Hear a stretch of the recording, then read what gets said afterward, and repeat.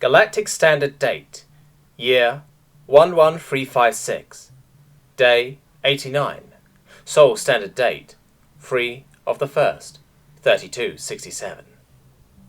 Catherine was now being assaulted with questions she had no answers to, and she had literally no clue how to address the issue other than, well, going to ask Uncle Bassie. The main issue with that is the entire plan, actually. They all kept asking about some life-seeding precursor thing, and Catherine was just lost. The attorney were nearly frothing at the mouth as they tried to pry answers from the girl who couldn't hold her damn tongue, and Catherine was just about to lose her mind. An hour of back and forth where her only answer was, "I don't know." And their questions were things along the lines of, "Are you the gods who came through and life-seeded our section of the galaxy?" Or one of her favourites, "Why do you have non-uplifted versions of all of us?" Which was usually coupled with, "Why not just uplift them too?" Catherine had sat through an hour of that without getting anywhere in her plans to stall the Emperor. Catherine got tired of it and threw a middle finger to our Uncle Bassie's ship. It was at this moment that Catherine knew she fucked up. The second she flipped off the ship, the man himself stared down at her outstretched finger with his projected eyes. The worst possible timing for Basilius to show himself is precisely when he decided to show himself. Catherine was frozen between the fact that she was flipping off the Emperor and the fact the attorney was literally still asking her questions she couldn't answer. As she had ran across the bridge to close Catherine's fist for her, since she was frozen in a perpetual "oh shit" moment, Ashley then turned around to see the Emperor's gaze on her, and she froze too.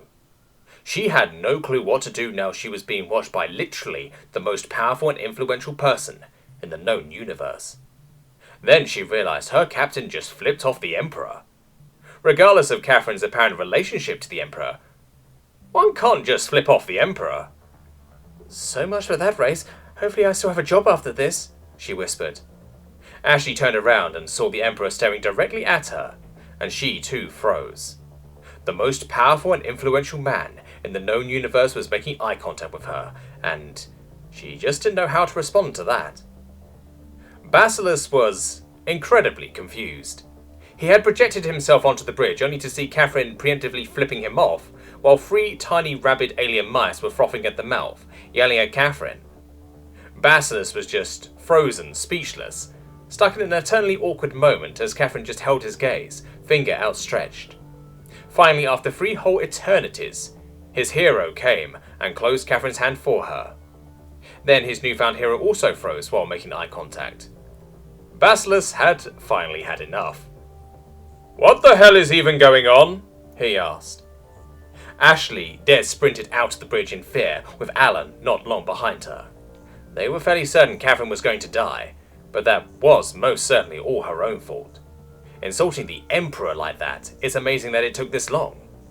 Nadia just looked back at her computer and pretended to work, and Jeff was just standing in the back, saluting the Emperor. Catherine was still frozen, trying to find a way out of being in trouble with Uncle Bassie, as she was coming up short on ideas. Then the tiny voices that she had mostly blocked out had begun to creep back into her mind. That's when it hit her. She thrust her arm back out and pointed at Basilius. "He is the one you have to talk to for answers," she yelled to the attorney. "If you want your answers, then follow me, but I want complete silence on the way over. I have to think," she said. The attorney simultaneously shut up and walked behind Catherine in silence as they made their way to the nearest teleporter pad. Basilius was just standing there, staring at Catherine as she walked away and out of the room with the attorney in tow. Basilius had never gotten his answer to what was going on. The only people left were Nadia and Jeff. Somehow Basilius knew they were just as lost as he. Basilius gave up on the projector and promptly cut it off, snapping back to reality aboard his ship.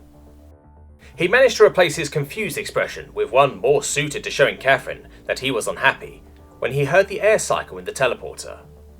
He tried to make himself appear as imposing and irritated as possible before he heard the air cycle back through. They were here. Catherine walked to the door that she knew had Uncle Bassie on the other side and froze. She needed a plan, and she needed one now. Valfen saw Catherine's hesitation and looked at the button for the door. He knew what he had to do. He needed to hit that button and get his answers from whoever that man was. The only issue was that they were all roughly 2 feet tall, and that button was a solid 5 feet up. Valfan wasted no time and moved to the wall behind the button. He put his back to the wall and crouched a little while cupping his hands. Valenthi watched as Valfan moved to the wall, and she smiled. She knew exactly what he had in mind. She also ran over to Valfan and made him climb up onto Valfan's shoulders. Once Saran was in position, she climbed up the other Ateni and hit the button.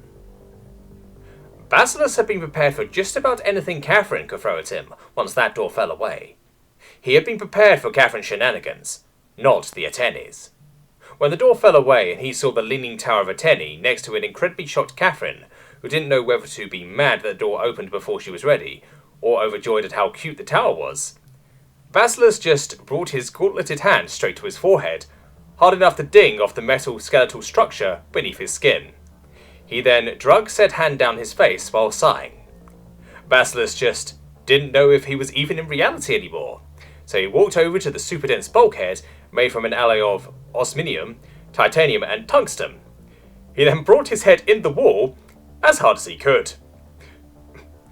Catherine was experiencing a lot of emotions right now, fear and anxiety in regards to the Emperor, happiness and anger in regard to the ridiculous mice.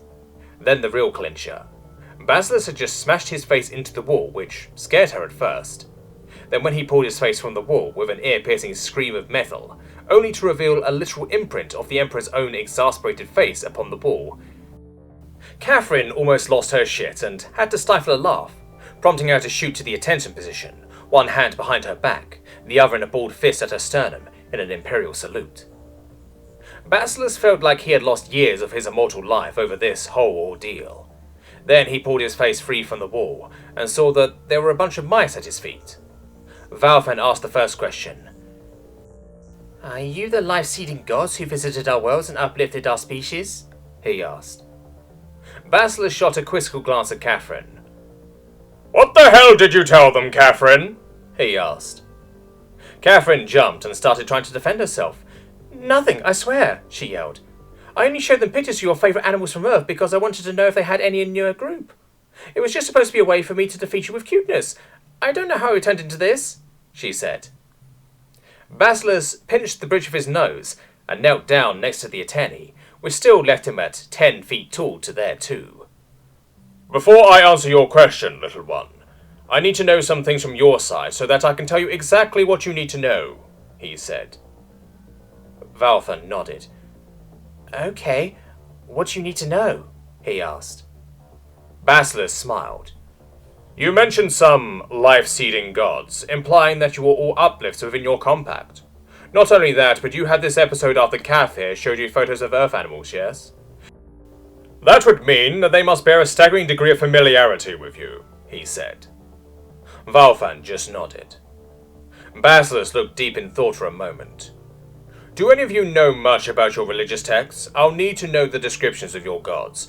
I would also like a brief rundown," he asked. Valfan nodded to Saran. Saran moved forward and began. "Our people worship the goddess of life rather than the god of worlds, though we have both within our holy scriptures. The things that made us realize that it wasn't so much a word-of-mouth myth that had been passed down by our species for generations was when we made it to space and we met others just like us. Formed mostly the same way. Same gods, same stories, and the same world type." He paused for breath. "We quickly realized that we didn't just have a shared pantheon. We had to have been visited by life-seeders from time immemorial. So we dug into our scriptures and found every single scrap we could.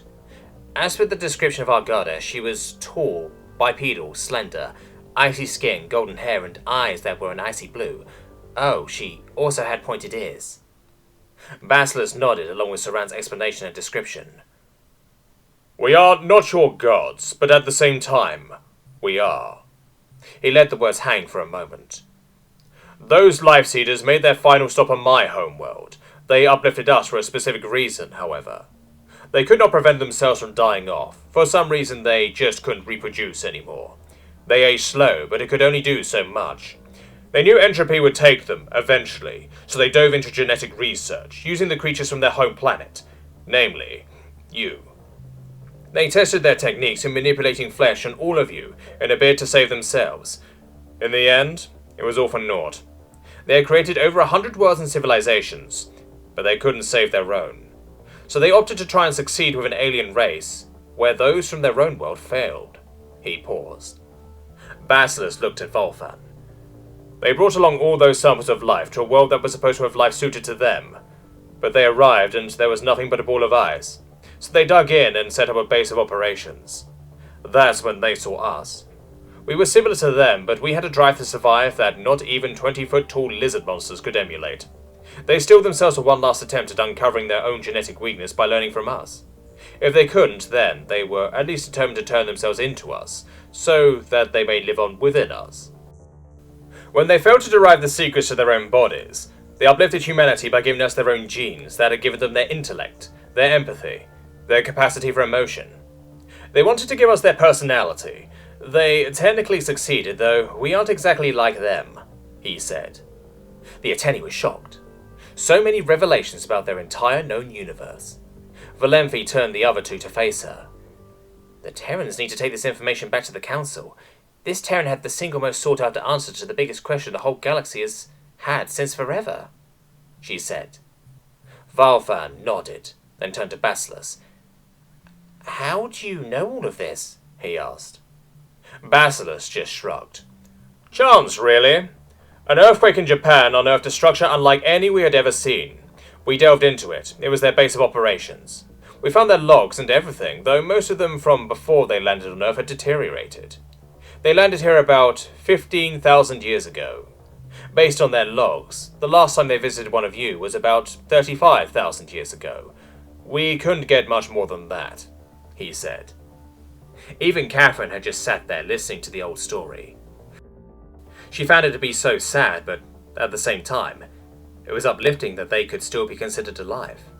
The Ateni had a renewed determination to see this through to the Council, no matter the cost.